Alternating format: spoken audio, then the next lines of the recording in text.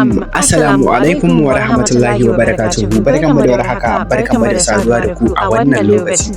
Fatan kowa da kowa yana lafiya, sa'annan fatan kowa da kowa ya yi sallah lafiya. To masha Allah ya kyau. Allah shi maimaita mana, Allah shi nuna mana shekaran gaba, alfarman Nabi Rahmati sallallahu alaihi wasallam. Kamar kullum kamar yadda aka saba, yau ma na zo muku da wani shahararre gawurtacce kuma na musamman daga Mega Dub Studio, watakan Goron Sallah. Wannan fim ɗin kamfanin Mega za su bayar da shi a madadin Goron Sallah.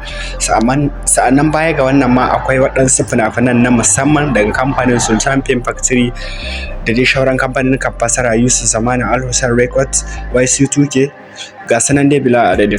To insha Allah ga masu buƙatar shiga group ɗin mu na VIP, to za ku iya ku yi mana magana kamar dai yadda aka saba akan lambar wayar mu da suke kan screen ɗin fastan nan.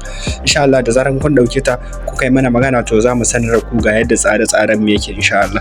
Sa'annan kar ku wani damu akan ko ba kwa kusa da mu ko ba kwa wani sashe da yake bangaren mu, za ku iya shiga group ɗin mu na VIP a kowace ƙasa kake a faɗin duniyar nan. Matsawar kana buƙatar shiga, to kawai za ka ɗauki lambar mu ne kai mana magana directly.